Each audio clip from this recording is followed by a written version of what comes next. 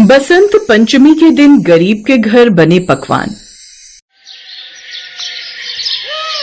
सुबह सुबह का वक्त था, सूरज निकल आया था, पर विनोद के घर में अंधेरा ही था क्योंकि चूल्हा जलने की कोई उम्मीद नहीं दिख रही थी। विनोद अपने काम पर जा ही रहा होता है कि तभी नेहा उससे कहती है, सुनिए जी, बसंत पंचमी आने वाली है, कहीं से कुछ पैसों का जुगाड़ हुआ क्या? मोहल्ले की औरतें तो साड़ियाँ रखवाने की बात कर रही हैं और हमारे यहाँ तो नमक का डिब्बा भी खाली पड़ा है। नेहा, पैसे तो तब मिलेंगे ना जब मुझे कहीं काम मिलेगा। अरे भाई, मैं तो सुबह से शाम तक चौक पर चप्पल घिसता रहता हूँ कि कोई मजदूरी के लिए बुला ले, पर जैसे सबकी जुबान सिल गई है, काम मिल ही नहीं रहा, तो पैसे कहाँ से लाऊं? आसमान से तो टपकेंगे नहीं। पर ऐसे कैसे चलेगा? अगर ऐसा ही रहा तो हम इस बार बसंत पंचमी वाले दिन क्या बनाएंगे? क्या भूखे पेट त्योहार मनाएंगे? चिंटू कल से पूछ रहा था कि माँ क्या इस बार पीले चावल बनेंगे? मेरा कलेजा मुंह को आ गया। मैंने उसे झूठ बोल दिया कि हाँ बेटा जरूर बनेंगे। अब उसे क्या जवाब दूं? ये तो मुझे भी समझ में नहीं आ रहा कि नेहा आखिर मैं करूँ तो क्या करूँ।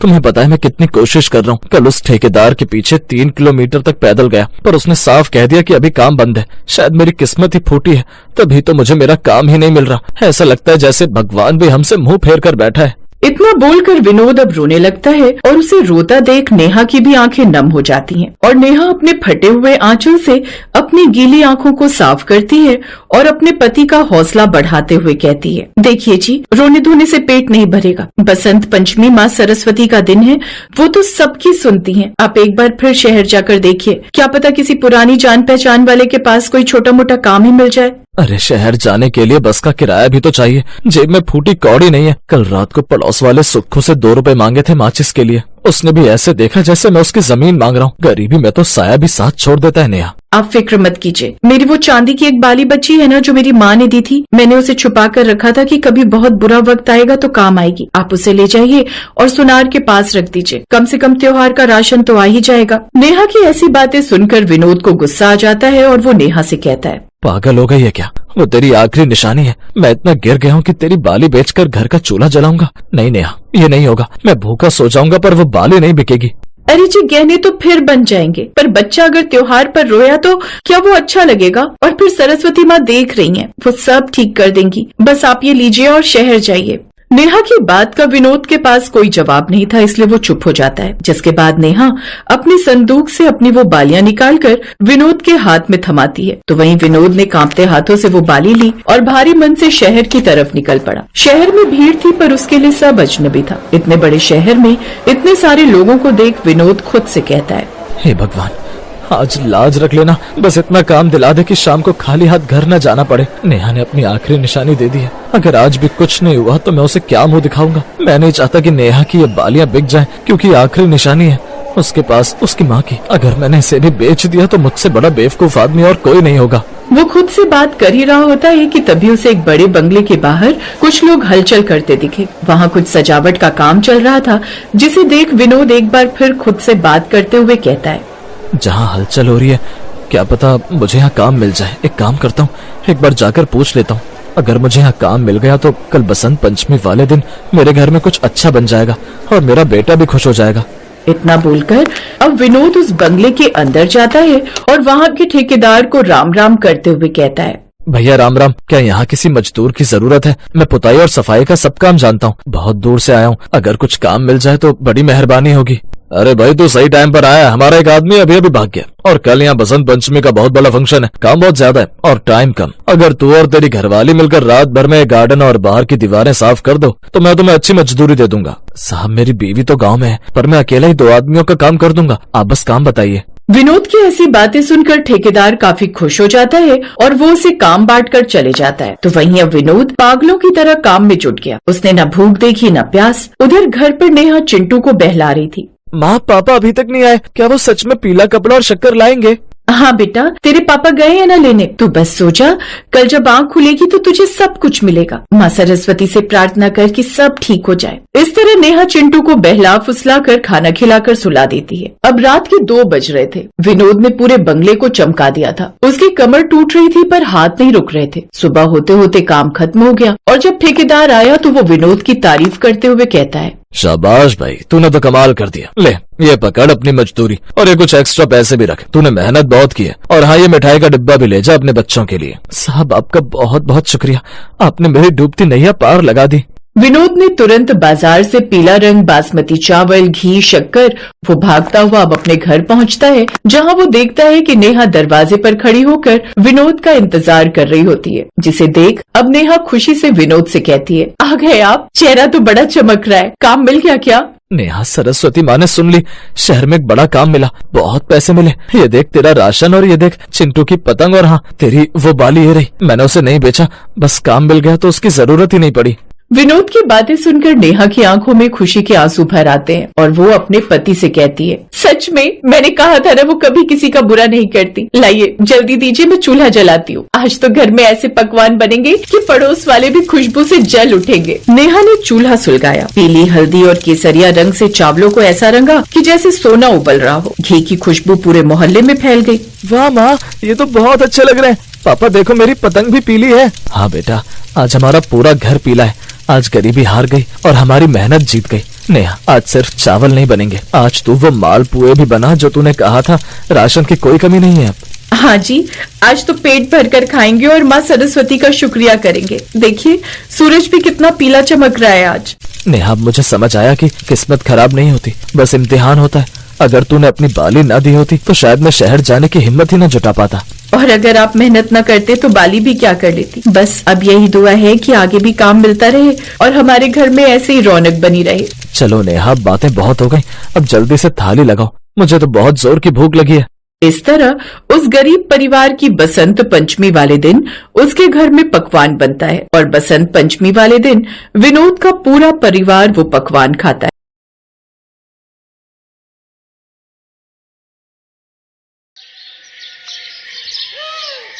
बबली को बारिश में भीगने का बहुत शौक था। आज भी हल्की हल्की बारिश हो रही थी और बबली बारिश देखकर बहुत खुश हो रही थी। अरे वाह, आज फिर से बारिश हो गई। एक काम करती हूँ, छुपकर बाहर चली जाती हूँ और माँ को कह दूंगी कि गलती से भीग गई।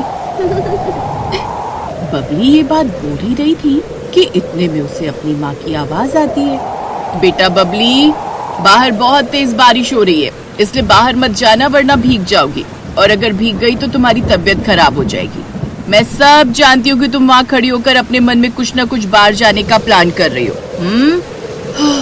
हाँ माँ, नहीं जाऊंगी। कितनी अच्छी बारिश हो रही है, लेकिन माँ मुझे बारिश में नहीं जाने देंगी। ऐसा करती हूँ कि बिना बताए चुपचाप से बारिश में भीग जाती हूँ। जब वापस आऊंगी तो कोई न कोई बहाना दे दूंगी मम्मी को। उसके बाद माँ थोड़ा डांट तो लगाएगी, डांट खा लूंगी। और यही सोचकर बबली बारिश में निकल पड़ी। बबली बारिश में भीगती हुई अपनी ही धुन में आगे चली जा रही थी। वो झूम रही थी, नाच रही थी, गा रही थी। तभी वो पलटकर देखती है और खुद से ही बोलती है, अरे ये क्या, मैं तो घर से काफी दूर आ गई। माँ को पता चलेगा तो मुझे बहुत डांट लगाएगी। ऐसा करती हूँ, बिना समय गवाए अब मैं वापस चलती हूँ। इतना बोलकर बबली अब अपने घर की तरफ वापस जा रही थी, लेकिन तभी उसकी नजर एक छोटी लड़की पर पड़ती है, जहाँ बबली देखती है कि वो लड़की बारिश में पूरी तरह से गीली हो रखी है और वो ठंड के कारण थर-थर कांप रही है। उस लड़की को देख बबली उसके पास जाती है और उससे कहती है, मेरा नाम बबली है, क्या तुम भी मेरी तरह अपनी माँ से छुपकर बारिश में भीगने आई हो? नहीं नहीं, मैं तो अपनी माँ के साथ जंगल घूमने आई थी, पर बारिश और तेज हवाओं की वजह से मैं अपनी माँ से बिछड़ गई। ओह, ये तो बहुत बुरा हुआ। वैसे तुम्हारा नाम क्या है? मेरा नाम कुसुम है। कुसुम, तुम तो पूरी तरह भीग गई हो। अगर तुम ऐसे ही रही तो तुम्हारी तबीयत खराब हो जाएगी। मेरे साथ मेरे घर चलो, जब तुम्हारी माँ आएगी तो तुम चले जाना। अब कुसुम बबली के साथ उसके घर आ जाती है। जैसे ही बबली के माता पिता उसे देखते हैं तो कहते हैं, बबली, मैंने तुम्हें मना किया था ना बाहर बारिश में भीगने से, लेकिन तुम मेरी बात सुनती नहीं। कहाँ गई थी? और कौन है ये लड़की? माँ, आप मुझे बाद में डांट लेना, पर पहले आप इसे अंदर बुला लो। बेचारी भीगी हुई है, बहुत कांप रही है, शायद इसे ठंड लग चुकी है। सही कह रही हो बेटा, तुम जल्दी से घर के अंदर आ जाओ। और बबली, तुम अपने कपड़े दे दो इसे, तुम्हारे कपड़े पहन लेगी, तब तक मैं चाय बना लेती हूँ। अब बबली उसे अंदर ले जाती है और अपने कपड़े पहना देती है। फिर उसे लेकर बाहर आती है और कविता उसे चाय देकर उससे पूछती है, बेटा कौन हो तुम और इस बारिश में अकेले कैसे आई? आंटी, मेरा नाम कुसुम है। मैं अपनी मम्मी के साथ जंगल घूमने के लिए आई थी, लेकिन तेज हवा और बारिश की वजह से मैं अपनी माँ से बिछड़ गई। मैंने उन्हें बहुत ढूंढा, लेकिन वो मुझे कहीं नजर नहीं आई। कोई बात नहीं बेटा, अब तुम बिल्कुल भी चिंता मत करो। जब तक तुम्हारी माँ तुम्हें लेने वापस नहीं आती तब तक तुम हमारे घर में आराम से रहो। तुम भी मेरी बेटी बबली की तरह हो। हाँ कुसुम, कविता बिल्कुल सच कहती है। इसे अपना ही घर समझो। जिस तरह बबली हमारी बेटी है, ठीक उसी तरह तुम भी हमारी बेटी हो।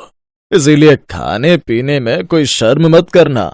ये सारी बातें सुनकर कुसुम चैन की सांस लेती है।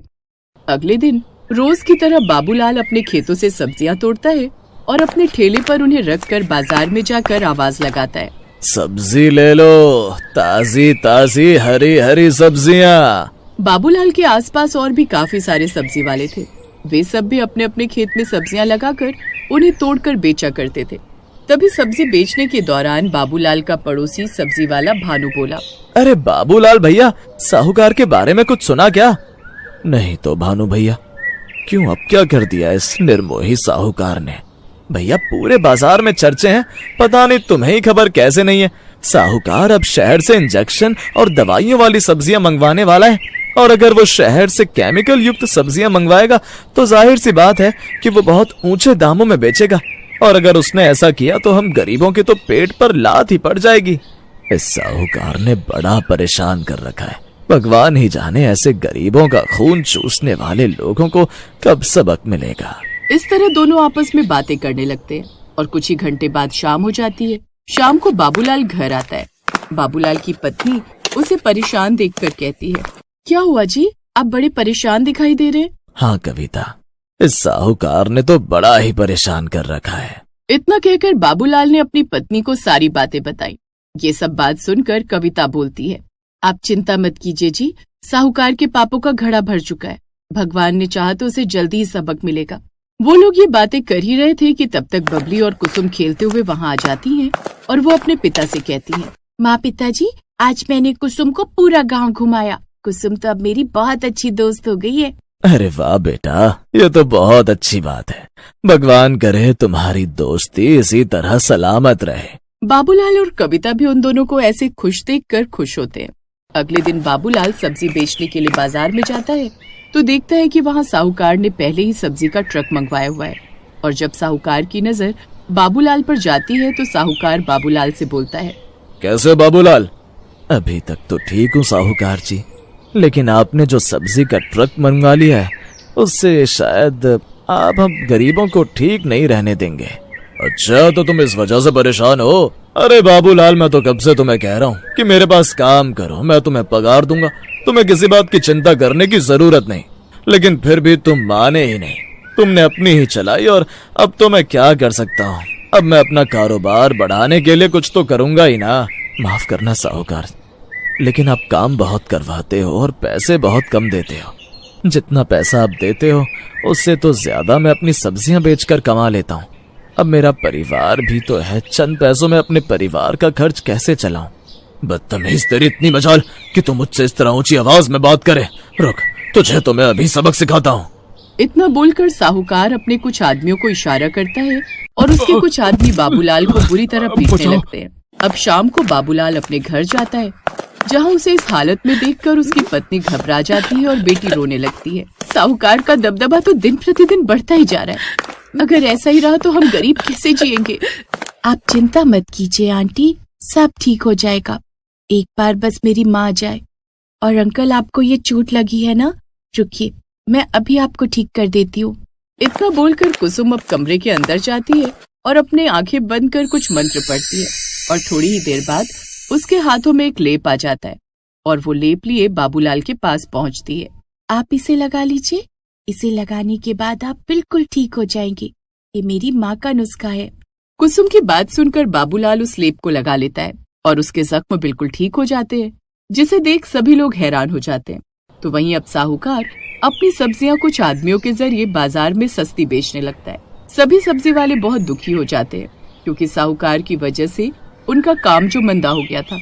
अब अगले दिन सुबह सुबह एक औरत बाहर से आवाज देती है और उस औरत की आवाज सुनकर बाबूलाल और कविता दोनों ही अपने घर से बाहर आते हैं, जहाँ वो औरत उनसे कहती है, भाई साहब, मेरी बेटी कुसुम खो गई है, क्या आपने कहीं उसे देखा है?